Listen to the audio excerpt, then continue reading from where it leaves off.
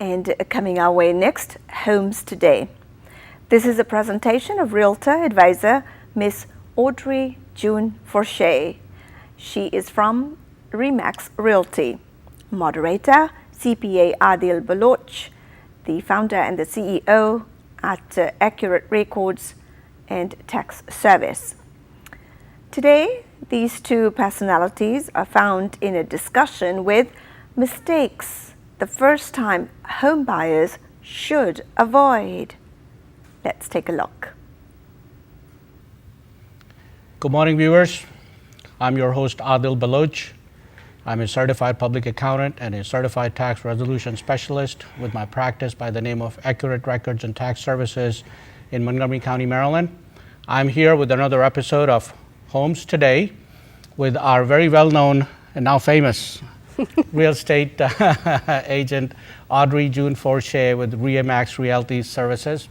The past few programs that I did with Audrey, they have been extremely educating. I learned quite a bit of new stuff that I had absolutely no clue of. Today, we have another exciting topic that I'm pretty sure we're going to be learning a lot. Audrey is going to be sharing her expertise with us on mistakes that first-time home buyers make. Yes. We will try and help the first-time home buyers and hopefully give them some good advice coming from Audrey.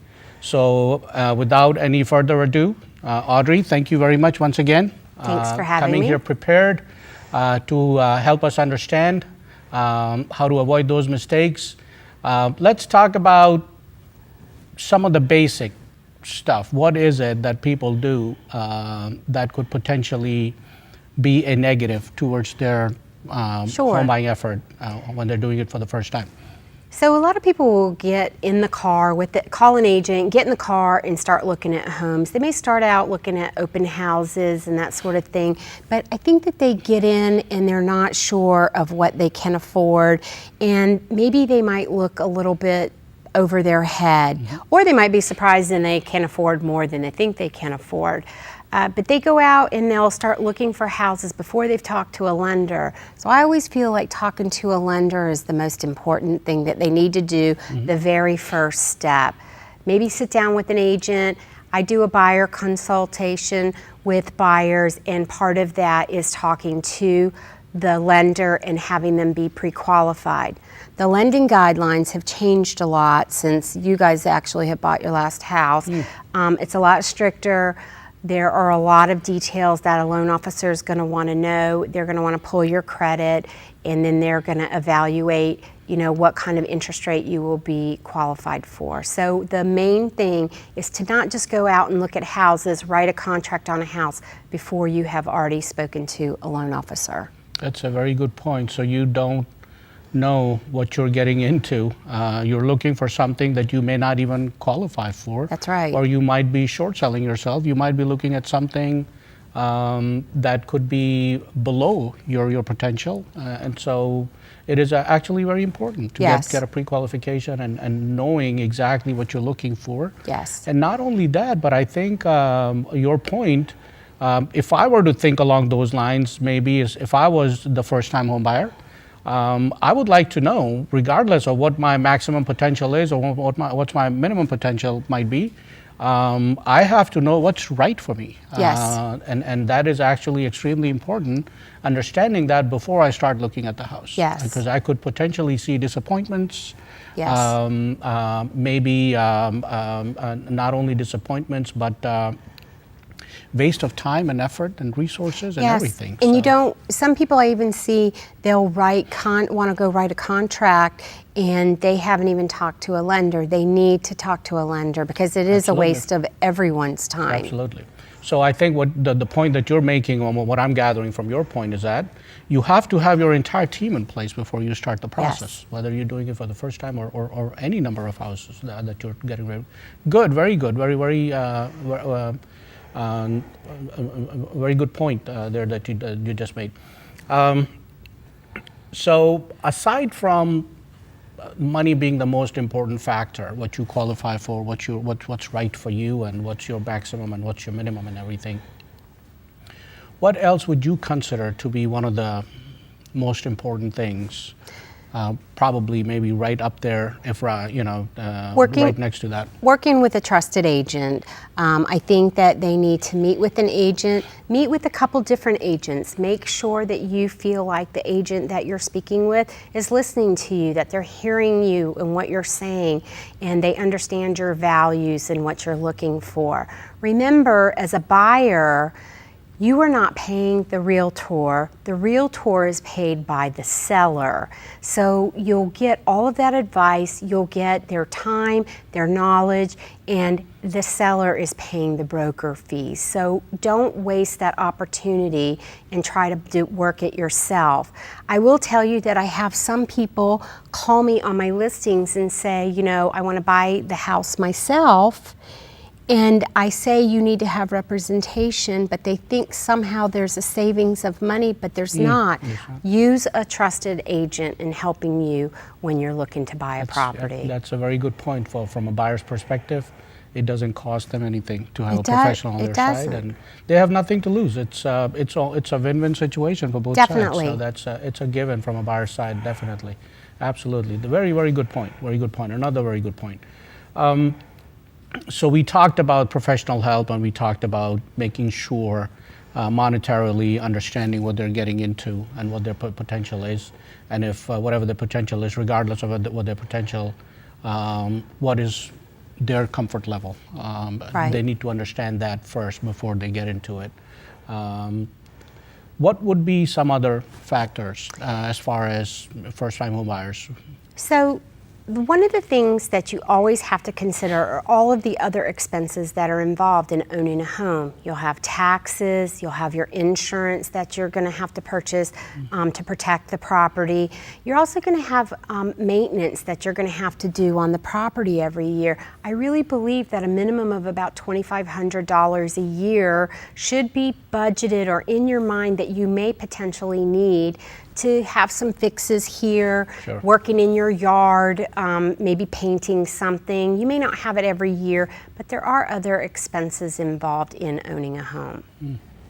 Very good. I think there is an option out there for people.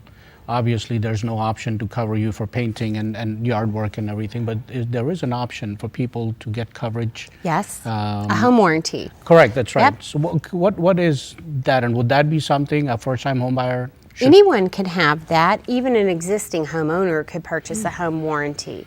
So what you would do is sometimes in the negotiation of your property, you could ask a seller to purchase the warranty for you, or you can buy it yourself.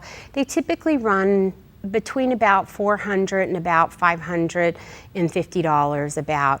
And there'll be like an insurance policy. They'll have a deductible of about $100. And then once you have an issue, let's say your air conditioner broke, you would call the warranty company and you would say, my air conditioner is broken, and then they would have the technician come out and then, you know, see what was wrong with it, and then they would take care of it. In most cases, they will fix it, and all you do is just pay the deductible. Yes, and sometimes you might even get a brand new air conditioner out of it, or heater, or whatever is the problem. So that is a wise thing for a lot of first-time home buyers. Wow, very good. So going back to the subject, I just thought that it might be a good point for you to cover with the viewers. I know you've always been a strong proponent of that, so it just came to my mind. What would be some other factors as far as, I know we talked about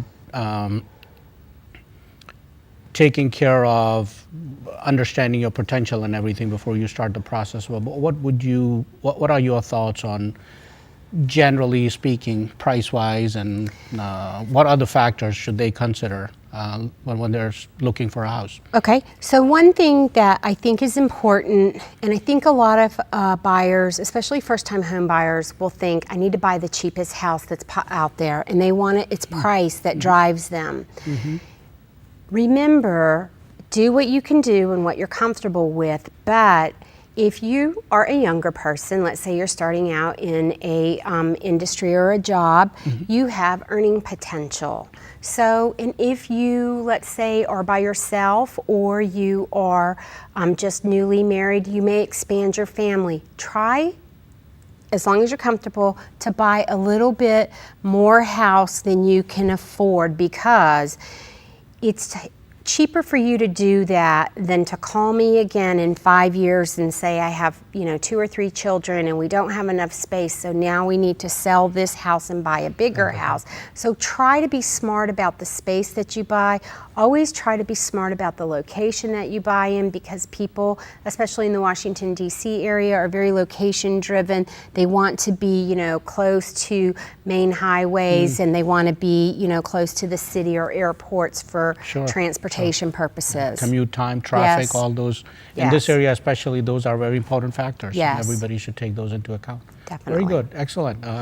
They might come as common sense, but no, I don't think everybody takes everything into account, because if you're a first-time home buyer, you have never been through the process, you are in an unknown territory. Right. So obviously, it's probably something that not everybody is going to remember every single point. And that's why it's always a good idea to go and find a professional who can actually help you get through that process.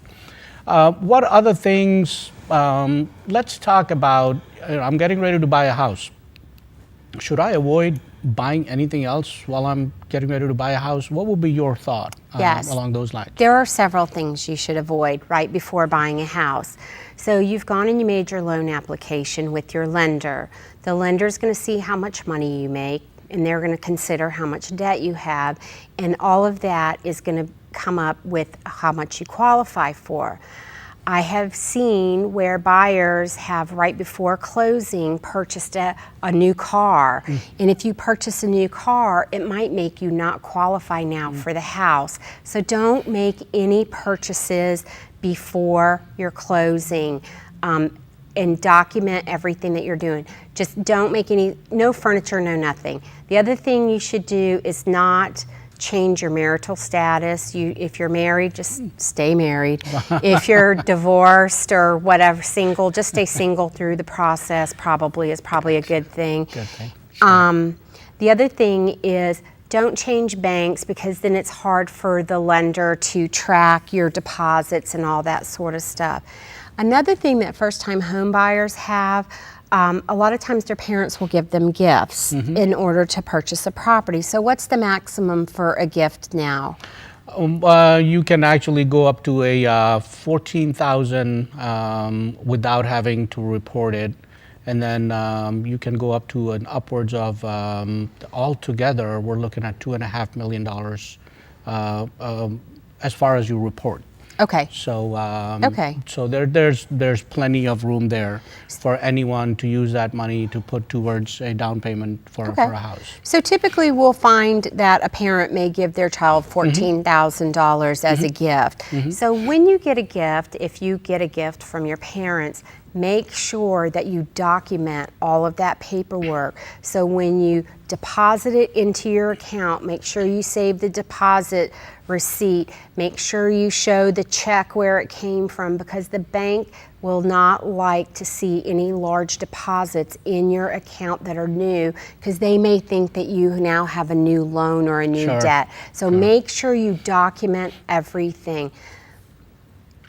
So basically, making a deposit like that, that's a completely different territory you get into. Yes. Because now you have to deal with the Bank Secrecy Act and the Patriot Act and all those reporting requirements and all that. So you want to keep that documentation intact anyways. Definitely. And so absolutely, it helps you not only with your mortgage process, but it helps you in multiple other places. So it's a very good point actually. It has a lot more weight than just getting through the lending process or getting through the mortgage process. Very good, excellent. So all very good points. As I said, they may sound like common sense, but when you are going through the process for the very first time, and a good lender and a good realtor will guide the buyer through that process. Exactly. And they'll make sure that they know that those are the things for them to do and not to do. So just be aware of those kinds of things as you're going through the process. Absolutely. You definitely want to have and we cannot stress this enough. You and I were both professionals, and we just cannot stress this enough, the importance of having somebody on your side who knows what they're doing, who can guide you through the process, Yes. not let you make these small mistakes that we just talked about. These, as I said, they might come across as common sense, Yes. but you know what they say about common sense. So you want to Yes. stay away from that. You want That's to be right. careful. Viewers, once again, as Audrey mentioned, let me just rephrase that. Let me just reiterate that one more time. Whenever you have a need for something like this, you should always look for a professional, a competent professional who can help you get through the process. Audrey, Yes. educating once again, thank you very much. We will Thank see you next week. All right, thanks.